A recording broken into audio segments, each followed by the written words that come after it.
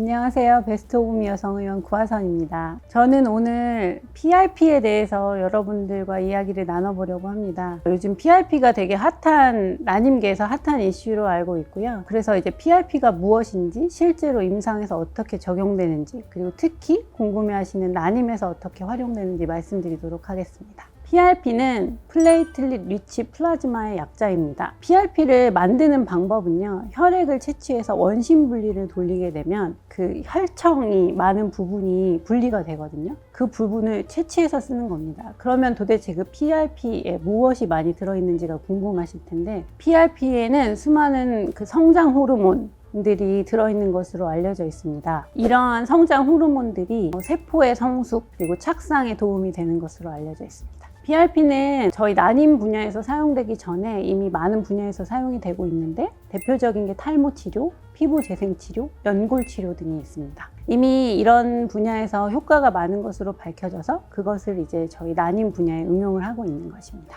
그러면 실제로 PRP 치료를 하시게 되면 어떤 과정을 거치는지 먼저 말씀드릴게요. PRP 치료를 하겠다고 하면 시술을 하시기 한 30분에서 1시간 전쯤 내원을 하시는데요. PRP를 준비하는 과정은 매우 간단합니다. 환자분들은 체열만 하시면 끝나고요. 그 체열한 혈액을 저희 연구실에서 이제 원심 분리를 돌려서 PRP 부분, 즉 플레이틀릿이 풍부한 부분을 채취를 하면 준비는 끝납니다. 근데 이제 항상 궁금해 하시는 게, 저한테 안 그래도 얼마 전에 한 분이 물어보셨는데 난소 PRP랑 자궁 PRP가 같은 거냐고 물어보셨거든요. 앞서 말씀드린 것처럼 PRP를 만약에 내가 탈모 치료에 이용을 하겠다 그러면 어디에 적용을 시킬까요? 두피.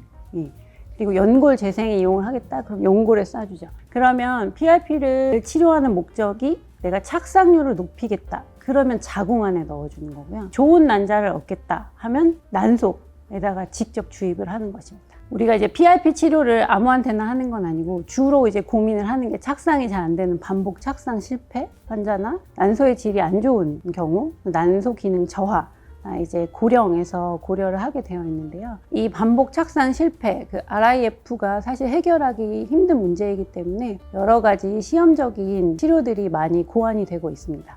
자궁 내막 PRP에 대해서 먼저 설명을 드릴게요. 자궁 내막 PRP의 원리는 성장 호르몬이 풍부한 PRP를 자궁 내막에 직접 주입하면서 손상된 자궁 내막을 회복시키는 효과도 있고요. 꼭 손상되지 않았더라도 성장 호르몬과 같은 것들이 직접적으로 착상에 도움이 되기 때문에 그것을 이제 자궁에다 직접 주입을 해줌으로써 착상을 도와주는 원리라고 생각하시면 되겠습니다. 자궁 내막 공간에 넣어주는 거죠. 자궁 내막에다 직접 이렇게 주입을 한다는 건 아니고요. 그냥 자궁 공간에 뿌려줌으로써 작용을 하게 만드는 것입니다. 그래서 마취 없이 간단하게 할 수 있고요. 과정은 인공수정하고 똑같습니다. 통증은 없으니까 걱정 안 하셔도 되고요. 사실 자궁 내막 PRP는 이미 우리나라에서도 신의료기술 이라고 해서 효과가 있는 치료로 인정을 받았기 때문에 모든 병원에서 하실 수 있고요. 여러 연구 결과에 따르면 원래는 이제 자궁 내막 PRP가 반복 착상 실패나 얇은 자궁 내막 환자한테 치료 효과를 보기 위해서 이제 연구가 되기 시작했고, 반복 착상 실패에서도 효과가 있다는 논문이 이제 나오기 시작했고요. 얇은 자궁 내막에서도 효과가 있다는 논문이 나왔는데, 몇몇 논문을 살펴보면 자궁 내막이 얇은 분에서 PRP 치료를 하였을 때 자궁 내막이 두꺼워지지 않더라도 임신율이 향상되는 것을 보고하여서, 물론 내막이 두꺼우면 너무 좋지만 내막이 두껍지 않더라도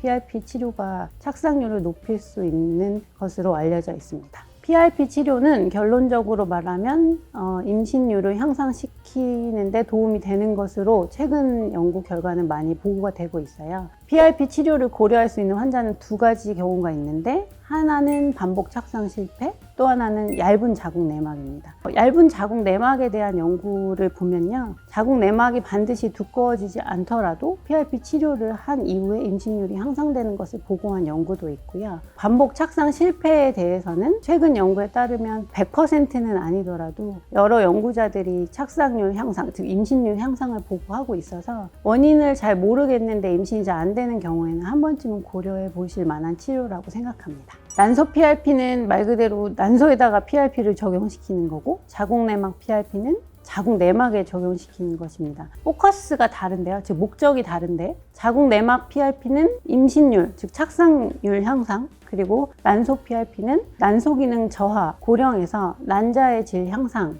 초점이라고 말씀드릴 수 있겠습니다. 사실은 같은 종류의 PRP를 이용하지만 완전 목적이 다른 치료라고 생각하시면 되겠습니다. 최근에 난소 PRP에 대해서 많이 물어보시는데 결론만 먼저 말씀을 드리면 난소 PRP는 아직까지는 확실한 효과가 있다고 말하기는 좀 근거가 부족합니다. 근데 이제 난임 치료라는 게 꼭 근거만 가지고 할 수는 없는 것이기 때문에 여러 가지 표준화된 치료를 했음에도 불구하고 좋은 결과를 못 얻으신 분들이 난소 PRP에 대해서 많이 문의를 하시고요. 저한테 물어보시면 제가 먼저 권하기에는 아직은 근거가 부족해서 먼저 권하지는 않고 환자분들이 원하시는 상황이 되면 아직은 근거가 확실하지는 않다고 말씀을 드리고 시행을 하고는 있습니다. 근데 이제 난소 PRP는 자궁 내막 PRP와는 다르게 좀 침습적인 과정이 있거든요. 과정은 난자 채취랑 똑같아서 모든 기구를 다 동일하게 쓰는데 이제 좀 아플 수가 있어서 마취를 하고 시행을 하고 있습니다. 난소가 두 쪽이기 때문에 양쪽 모두에 PRP를 주입을 하고 있고요. PRP 이제 주입 시기에 대해서 많이 말씀을 하시는데 아직 확실히 어떤 생리주기 언제 시행하는 게 좋다고는 밝혀진 건 없어서 상황을 보면서 하고 있고요. 그리고 PRP 효과에 대해서도 많이 궁금해들 하시는데 연구에 따르면 1개월에서 3개월 정도까지를 보고하고 있어서 언제 효과가 나타나는지를 말씀드리긴 어렵고 솔직히 말하면 효과가 없는 분도 있을 수 있어요. 근데 저희한테는 이제 옵션이 없는 경우에 저희가 고려를 해보는 치료가 되겠습니다. PRP는 성장 호르몬이 풍부하게 들어있는 혈청 성분을 이야기하는 거고 PRP 시술은 그 혈청 성분을 가지고 자궁 내막 또는 난소에 적용시키는 치료를 PRP 시술이라고 말할 수 있겠습니다. 난임 분야에서 PRP는 두 군데 이용이 되는데 하나는 자궁 내막, 하나는 난소.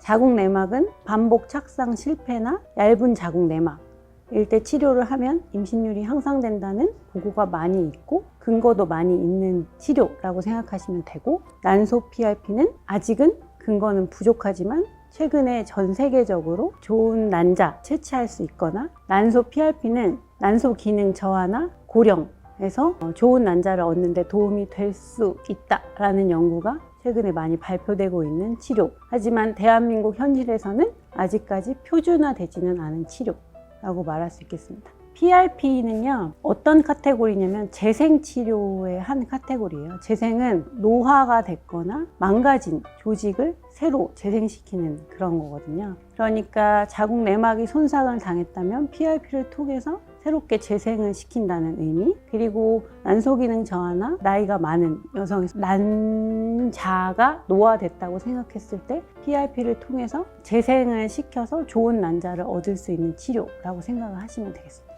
자궁 내막 PRP의 시기는 아직 확실한 건 없는데 주로 이식을 앞두고 있을 때 합니다. 대부분은 이제 생리가 끝나고 이식 전까지 한 번에서 3번 정도 하는 걸로 알려져 있고 난소 PRP는 진짜로 언제 해야 되는지는 아직은 근거가 하나도 없어요.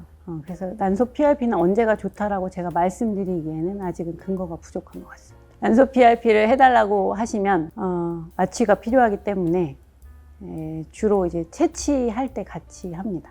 그러니까 결국은 다음 주기를 위한 준비라고 생각하시면 되는데 갑자기 생각난 케이스가 하나 있어요. 이분도 32세인데 난소 기능이 0.1, 0.2 그리고 정말 타병원에서 한 6번 정도 실패하고 오신 분이거든요. 근데 제가 저한테 처음 오셨을 때도 한번 채취에 실패를 했어요. 그래가지고 제가 완전히 그냥 과배란 방법을 완전히 바꿔가지고 하면서 그분이 또 난소 PRP 말씀을 하시길래 한번 해봅시다 이러면서 같이 했거든요. 근데 그 주기에 난자가 6개가 나왔고요. 4개가 사일배양이 됐어요. 그래서 2개를 넣어서 쌍둥이를 임신하셨고 2개의 배아가 남았어요. 그러면 그분은 PRP 치료를 할 이유가 없었던 거예요. PRP 치료를 하고 써먹지를 못했어요. 왜냐하면 PRP 시술을 하고 이 PRP 난자 채취할 때 PRP를 하면 다음 주기에 효과를 보는 거잖아요. 드리고 싶은 말씀은 대부분 이제 언제 해야 되는지 정해진 건 없는데 마취 때문에 난자 채취할 때 많이 하고 그러면 그 달에 뭐 결과가 좋으면 사실은 PRP 효과를 우리가 확인할 수 있는 방법이 없는 경우도 있거든요. 이런 케이스도 있었어요. 아까 말씀드린 것처럼 PRP 치료는 만병통치약이 아니라는 거. 네. 효과가 있을 수도 있고 없을 수도 있다는 거. 즉 하나의 치료의 옵션 정도로 생각하시면 될 것 같고 그게 나한테 잘 맞으면 너무 감사한 건데 맞지 않는다고 너무 실망하실 필요는 없을 것 같아요. 저는 모든 환자분들한테 잘해드리고 정성껏 해드리고 있습니다. 일단 상담을 해보고 할지 말지는 같이 결정하겠습니다. 왜 그러냐면 제가 봤을 때 PRP가 전혀 적응증이 안 되는 분들이 사실은 많이 계세요. 근데도 그냥 인터넷만 찾아보시고 PRP 치료해주세요 하고 오시는 분들이 많거든요. 저는 그런 분들한테 PRP 효과 없을 것 같아요 라고 말씀드리고 안 한 경우도 많이 있어요. 그래서 PRP는 만병통치약은 아니고 원하실 때는 주치의와 반드시 상담을 하시고 효과적인 측면이나 이런 것들을 잘 전문가와 상의를 하시고 치료를 하셨으면 좋겠어요. 왜냐하면 PRP가 보험이 안 되기 때문에 비싼 치료에 해당합니다. 그렇기 때문에 무분별하게 하지는 마시고 꼭 전문가와 상의하고 본인이 PRP 치료가 효과가 있을 것 같을 때, 즉 적응증이 될 때 하셨으면 좋겠습니다.